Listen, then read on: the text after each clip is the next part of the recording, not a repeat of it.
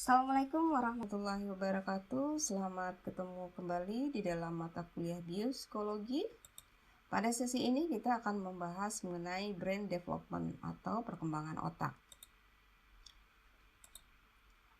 Ya, di dalam memahami perkembangan otak kita bisa memiliki perspektif ya. Dan apakah perspektif itu mengacu kepada perkembangan strukturnya? Nah, dari perkembangan struktur nanti kita akan bisa mengkaitkan dengan kemunculan perilaku tertentu. Yang kedua, perkembangan perilaku. Nah, perkembangan perilaku ini dengan kita paham dengan perilaku, kita bisa membuat suatu prediksi ya berdasarkan sirkuit yang mendasarinya. Kemudian yang ketiga, faktor-faktor yang mempengaruhi struktur otak dan perkembangan perilaku. Contohnya saja terkait dengan faktor belajar ya. Nah, faktor belajar tentu akan mempengaruhi perkembangan perilaku. Kemudian bisa jadi cedera otak ya. Nah, itu cedera pada struktur otak dan akan berpengaruh kepada perkembangan perilaku. Berikutnya, ini adalah gambar embrio. Ini gambaran, kalau kita amati ada bagian ya dari cikal bakal dari perkembangan sistem saraf kita. Embrio ini hampir sama ya di hewan yang terkelompok di dalam vertebrata, misalnya mamalia, primata, dan manusia. Ya, mereka mirip semuanya, gambar atau representasi daripada embrio seperti ini. Ada bagian forebrain, ada bagian midbrain, kemudian bagian yang di belakang ini ya spinal cord ya, ini yang nanti akan mengarah kepada perkembangan sumsum tulang belakang ya. Iya, itu yang akan kita bahas ya dari perkembangan sistem saraf ini. Sebelum kita bisa mundur sedikit mengenai tahap-tahap prenatal dan tahap postnatal. Nah, tahap prenatal pada manusia itu terdiri dari 3 fase. Ada zigot, embrio, dan fetus. Apa yang dimaksud dengan zigot?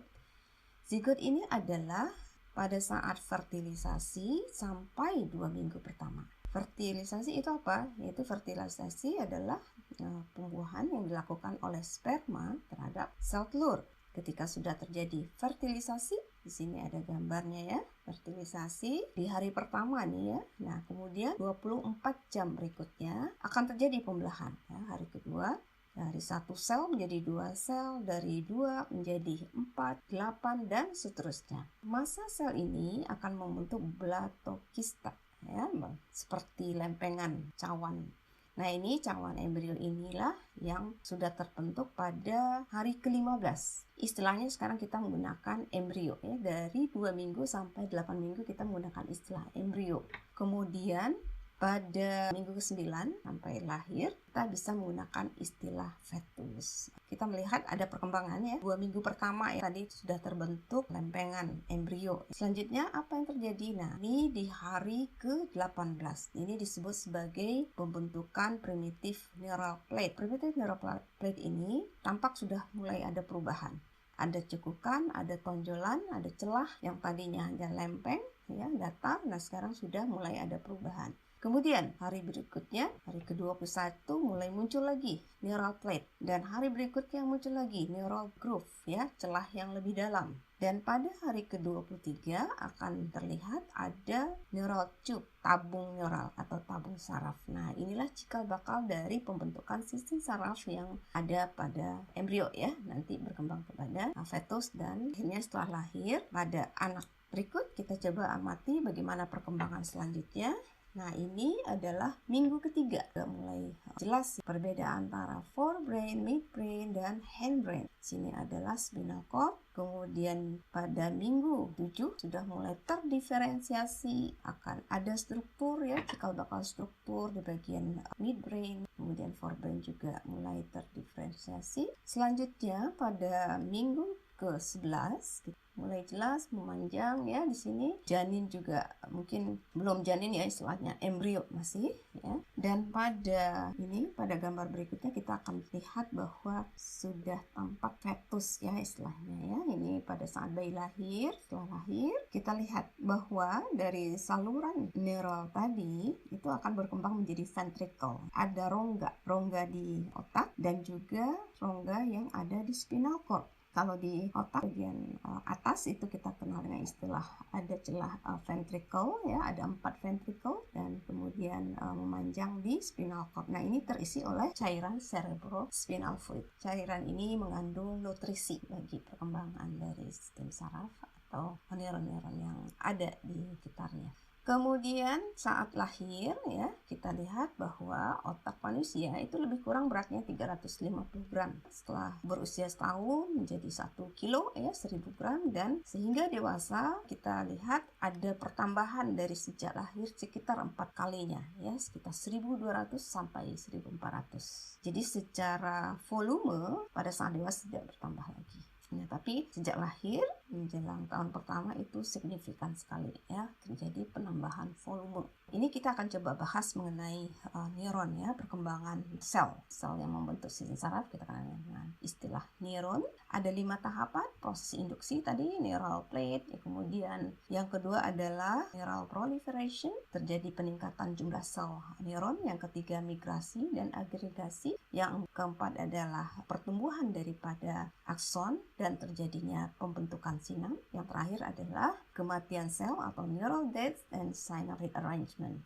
Ya, kita lihat satu persatu. Tahap awal yang pertama ya, induksi neural plate tadi sudah disinggung ya. Dari neural plate ada perubahan neural groove, neural tube. Itu semua adalah proses yang mengawali cikal bakal dari pembentukan sistem saraf. Yang kedua, neural proliferation. Itu semakin banyak jumlah sel-sel yang dibentuk selama proses tahap ini ya, perkembangan neuron ini. Peningkatannya juga signifikan.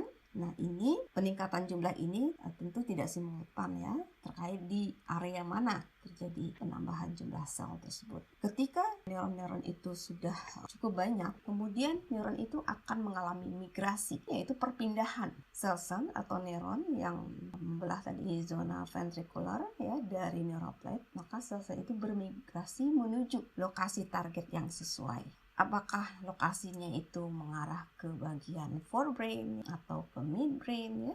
Nah, itu tergantung di mana terjadi pembentukan struktur. Sel masih dalam bentuk immature form ya, karena dalam masih proses migrasi kita sebut sebagai immature. Dia belum berfungsi sesuai struktur yang seharusnya. Kami masih proses. Ada 2 jenis proses migrasinya, secara radial dan tangensial. Yang secara radial kita bisa lihat dari gambar ini ya. Ini kan gambar embrio. Kalau kita lihat penampang dari sini maka diperbesar seperti ini. Ini terlihat rongga ini adalah ventricle, kemudian permukaannya kita sebagai subventricular zone. Di sini ada potongan ini yang diperbesar lagi, maka akan terlihat seperti apa proses radial atau migrasi radial. Jadi radial itu dari yang bawah ini, subventricular zone ini menuju ke permukaan bagian atas dari korteks ya, jadi mengarah ke korteks. Ini terjadi secara radial. Kalau tangensial itu pergerakannya secara paralel. Paralel itu artinya sejajar ya. Kemudian setelah bermigrasi, neuron-neuron tersebut, sel-sel tersebut akan membentuk agregat menuju area yang sama ya. Bermigrasi pasti ada kan neuron-neuron yang menuju area yang sama. Nah, area yang sama ini dikenal dengan istilah agregat, berkumpul bersama membentuk suatu struktur tim saraf. Bagaimana cara mereka bermigrasi dan melakukan agregasi? Itu dimediasi atau diperantarai oleh molekul yang disebut sebagai CAMS, cell adhesion molecules ya. Ini mengenali molekul yang ada di sel yang lain yang berdekatan dengan mereka neuron tersebut. Berikut tahap keempat, ini mulai tahap maturation ya, pematangan dari neuron tadi. Neuron mulai dilengkapi oleh tumbuhan akson, kemudian akson itu selain akson juga ada dendrit. Akson ini tentunya akan melakukan hubungan koneksi dengan neuron yang lain melalui pembentukan sinap. Kemudian setelah mencapai situs yang dituju, maka sinap-sinap itu akan membentuk pola yang sesuai. Tentu saja sinap itu membutuhkan minimal 2 neuron ya, karena hubungan antara satu neuron ya itu terkait dengan proses sinap ya, sinaptogenesis. Nah, di sini dijelaskan juga bahwa sinaptogenesis atau pembentukan sinap ini tergantung keberadaan sel glia, sel penunjang. Ya, salah satunya khususnya adalah astrosit. Astrosit ini mengandung nutrisi bagi neuron. Kemudian, ini gambar ini memperjelas ya bagaimana proses perkembangan prenatal. Ya, prenatal artinya sebelum kelahiran. Ada tahap neurogenesis, ada tahap migration, ya, diferensiasi, kemudian maturation. Kalau kita amati ya neurogenesis atau pembentukan kortek itu sudah mulai tuh di minggu ke-6 ya. Ini yang merah ini menunjukkan perkembangan atau berat daripada otak, sementara yang biru, garis biru itu menunjukkan berat atau volume dari tubuh secara keseluruhan. Nah, yang mendatar ini, sumbu yang mendatar atau sumbu X ini bicara mengenai waktu age-nya ya dalam satuan minggu. Kemudian yang ini, yang vertikal itu bicara mengenai ukurannya ya dalam satuan gram. Kemudian migrasi itu udah dimulai ya di minggu ke-8 ya, diperkirakan sekitar minggu ke-8 nih ya, batasnya kira-kira di sini ya. Kemudian mencapai puncaknya ya pada minggu ke-berapa nih ya, kira-kira aja dari grafik ini kita bisa lihat ya sekitar minggu ke-20.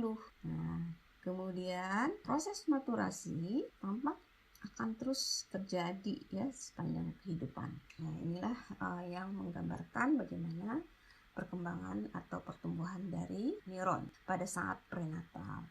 Yang kelima, ya ini ada namanya tahap neuron death, kematian sel, dan proses rearrangement dari sinapsis. Kematian sel atau neuron-neuron yang ada yang telah terbentuk tadi sebenarnya itu adalah suatu peristiwa yang normal. Jadi memang pada mulanya dibentuk jumlah neuron itu melebihi dari kebutuhan, yaitu sekitar 50% lebihnya. Nah, program ini sifatnya suatu informasi genetik. Memang sudah ada diinduksi atau dipicu oleh informasi genetik. Jadi sifatnya aktif di dalam sel neuron dan menyebabkan terjadinya kematian sel.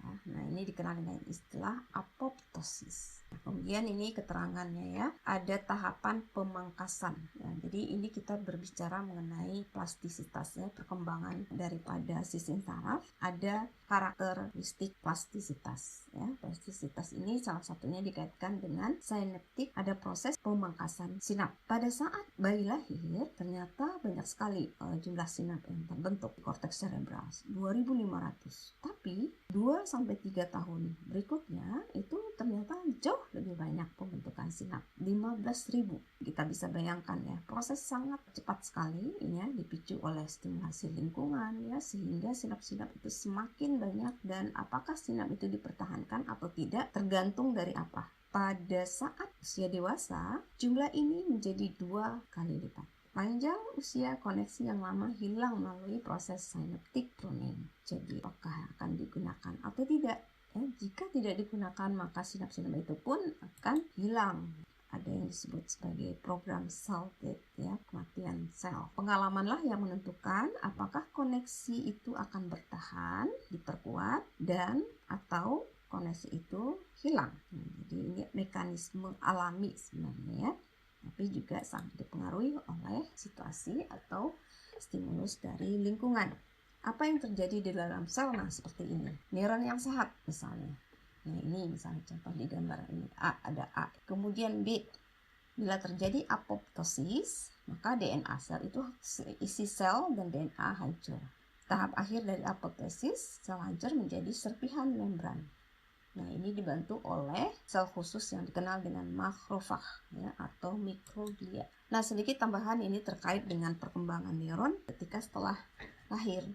Pada prinsipnya hampir sama tahapannya, tapi lebih kepada synapse. Ada 3. Kepada setelah lahir, berarti yang tidak ada adalah proses proliferasi, migrasi sudah tidak lagi. Yang ada synaptogenesis, myelination of axon ya, peningkatan cabang dendrit. Ini yang terjadi proses dikaitkan dengan maturasi nanti ya. Tahun-tahun pertama kelahiran itu sangat penting karena di sini dikaitkan dengan penguatan dari prefrontal cortex ya, karena akan ada proses synaptik. Jadi peningkatan sinap pada bagian korteks primer, visual dan auditory terjadi ledakan cytogenesis ya, terjadi ledakan pembentukan sinap khususnya terkait pusat primer visual dan auditoris pada 4 bulan pertama dan mencapai puncaknya pada bulan ke-7 hingga 8. Sementara itu, korteks prefrontal itu kecepatannya relatif tetap dan akan mencapai maksimal hingga tahun kedua. Usia 2 tahun itu mencapai maksimal ya perkembangan korteks prefrontal. Kemudian myelination, pembentukan myelin, pembungkusan akson dengan myelin. Ini terjadi beberapa bulan setelah lahir. Myelination itu ini biasanya di area motor ya.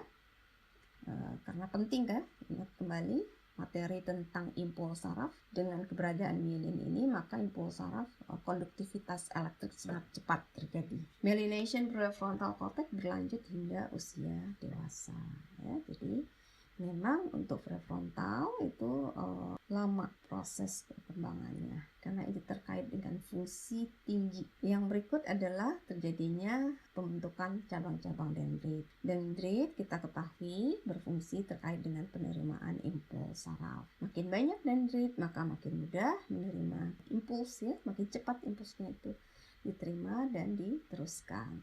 Nah, itu adalah 3 proses yang terjadi yang masih terjadi ketika postnatal. Kemudian kita masih membahas mengenai prefrontal nih ya.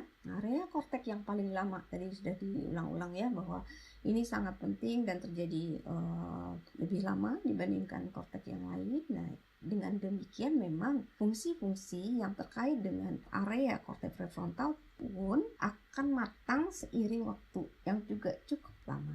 Misalnya terkait dengan fungsi apa yang ada di sini yaitu working memory, kemudian planning, perencanaan, kemudian juga terkait dengan sekuen perilaku ya, bagaimana kita mengatur, merencanakan dan mengatur langkah-langkah ini ya untuk mengambil suatu tindakan ya. Nah, itu juga seiring usia ya nanti ini juga berkembang.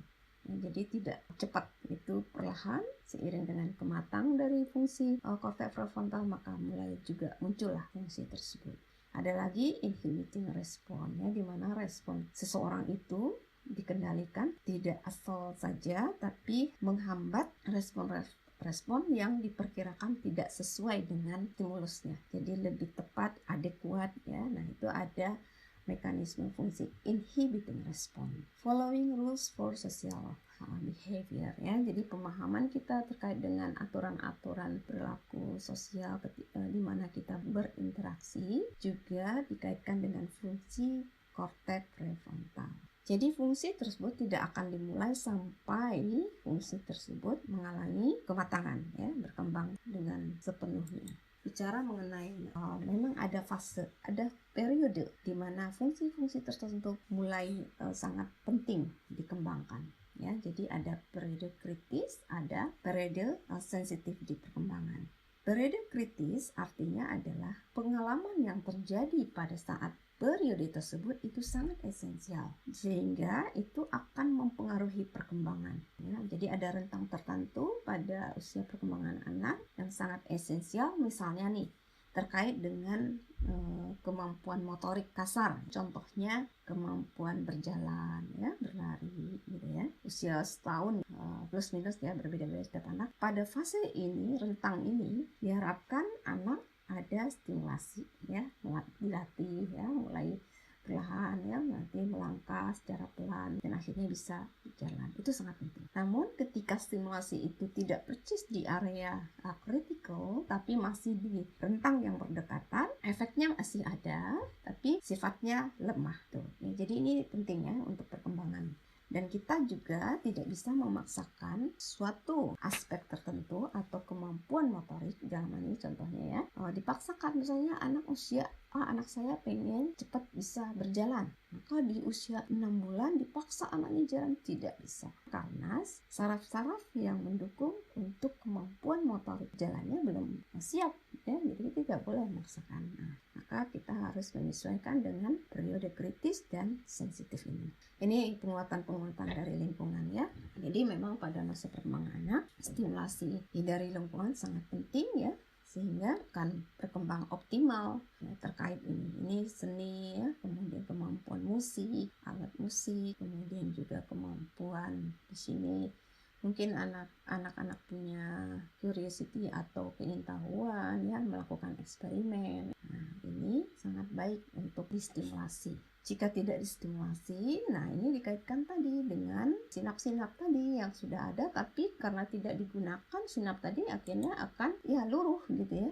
Kalau tidak diteruskan, tidak diperkuat interkoneksi antar sinapnya, maka ya hilang gitu ya. Maka ada istilah use it or lose it. Perluasan interkoneksi sinap sangat ditentukan oleh kontinuitas belajar ya. Jadi konsisten ya belajarnya terus ya, distimulasi dan pengayaan dari lingkungan. Ini kaitannya dengan proses belajar. Kemudian kita lanjutkan sedikit mengenai di masa perkembangan itu kemungkinan bisa saja ada gangguan. Ada 2 jenis gangguan neurodevelopmental di sini ya. Disorder ya, neurodevelopmental disorder, yaitu ASD, Autism Spectrum Disorder. Gangguan ini adalah gangguan neurodevelopmental yang kompleks. Rentangnya sangat lebar, luas gitu ya. Bisa dari mild, severe ya. Mild itu simptomnya mungkin ringan ya. Kemudian kalau severe ya berat gitu ya. Jadi sangat luas sekali rentangnya. Nah, biasanya terjadi pada anak laki-laki dan munculnya di bawah usia 3 tahun. Di fase-fase perkembangan, disertai dengan masalah intelektual atau learning disability. Faktor resiko ya.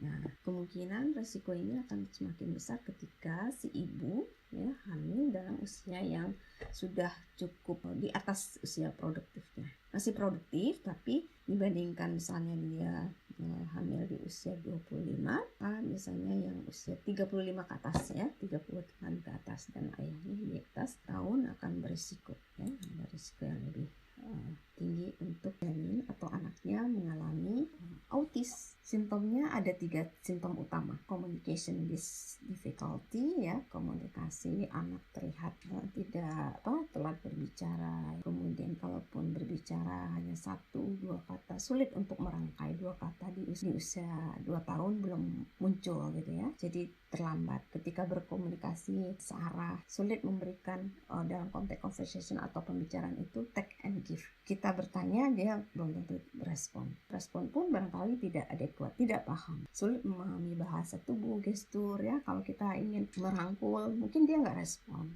Kalau kita ingin menunjukkan bahwa kita sayang gitu ya, mendekat gitu ya, mengekspresikan, dia juga demikian juga si anak tidak bisa mengekspresikan apa yang dia rasakan. Nah, oleh karena itu kesulitan ini juga berpengaruh kepada sosial symptom ya. Dia akan sulit untuk bisa berinteraksi, kemudian juga biasanya di awal itu tidak ada kontak mata, tidak ada senyum, ekspresi sangat ya datar lah, kemudian bermainnya sendiri gitu ya, pasif dalam menerima ya rangkulan tadi ya atau pelukan, sulit meregulasi emosi ya, mudah marah karena tadi kan apa yang dia inginkan tidak sesuai gitu ya, dia tampilkan tapi berbeda dari apa yang dia maksud, sehingga orang lain pun juga tidak memahami apa yang disampaikan. Kemudian simptom yang ketiga itu adalah preokupasi dan intens pada satu objek atau satu aktivitas, gerak repetitif. Nah, tidak biasa itu suka muncul,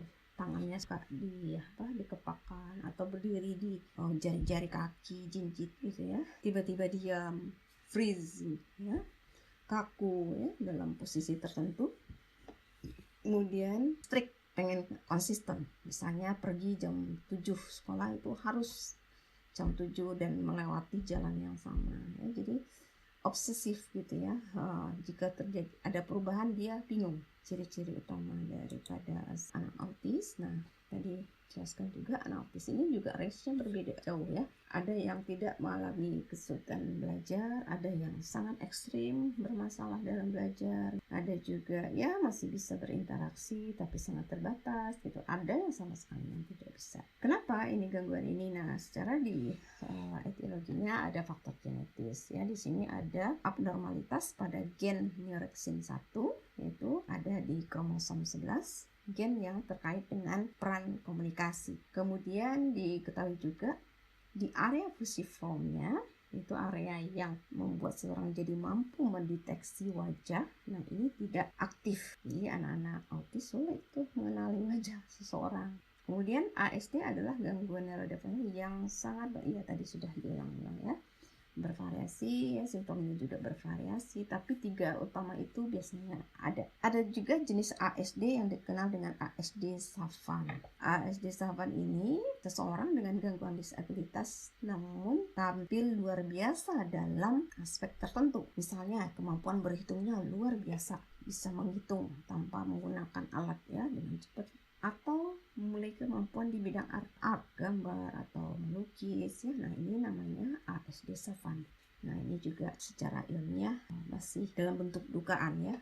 Williams Syndrome ya, ini yang kedua adalah gangguan neurodevelopmental yang di sini ada kemiripannya dengan autism, tapi di sini individu atau anak itu memiliki keterbelakangan mental. Kemudian juga yang berbeda lagi dari anak autis adalah dia lebih sociable, friendly, ya, bisa berempati ya. Nah, berarti khas juga banyak bisa banyak berbicara gitu. Setelah diteliti gangguannya dianggap ada bagian sekelompok gen yang hilang, yaitu sekitar 26 gen dari kromosom 7. Kortek lebih tipis, jadi kortek cerebralnya itu lebih tipis. Kalau lebih tipis berarti bahan utama dari white matter-nya juga terbatas. White matter itu apa? White matter itu kan dikaitkan dengan myelin, berarti impuls yang membantu proses konduktivitas saraf, impuls saraf juga terganggu. Kemudian apalagi ini yang terjadi pada si individu yang mengalami Williams Syndrome. Yang ini contoh wajah ya, wajahnya ya khas sekali ya, wajahnya dahi lebar, pangkal hidung ada yang rata. Kemudian ya ini ada beberapa ciri yang lain, misalnya ada gangguan di pembuluh darah dan jantung, ya, cukup rentan terkait dengan penyakit pembuluh darah. Kemudian personalitinya tadi sudah ya, sociable dan friendly ya. Kemudian masalah dalam belajar ya. Nah, ini juga dalam rentang yang bervariasi, ada yang mild, ada yang severe. Terutama area-area yang terkait dengan fungsi spasial dan kemampuan reasoning ya, logikanya. Nah, ini ketika dilihat, diamati tadi ya, terkait dengan kortek yang tipis ya, di area mana? Di area occipital, ini yang merah ya, yang merah, dan satu lagi area parietal, perbatasan lobus occipital dan parietal. Nah, ini dia ya, yang di belakang ini ya. Ini namanya perbatasan. Kemudian yang di depan itu adalah orbitofrontal cortex ya, ada 2. Karena tipisnya kortek di sini ini mengakibatkan penurunan fungsi spasial ya, yang terkait dengan kognisi ya. Jadi dia sulit tuh kalau membayangkan atau menyelesaikan masalah yang memerlukan daya bayang ruang gitu ya. Kemudian tapi satu sisi lain dia punya kemampuan hipersosial. Penebalan di area korteks superior temporal gyrus. Nah, ini dia. Ini kan area temporal ya, bagian atas. Nah, ini gyrusnya itu dijelaskan ada penebalan. Area ini terkait dengan fungsi bahasa. Ya, jadi mereka atau penderita Williams syndrome ini ada sebagian yang excellent dalam hal bahasa, ya bagus gitu ya. Dan juga misalnya yang lain kemampuan musik. Itu saja materi sesi kali ini, yaitu mengenai perkembangan otak. Mudah-mudahan bisa dipahami. Terima kasih. Wassalamualaikum warahmatullahi wabarakatuh.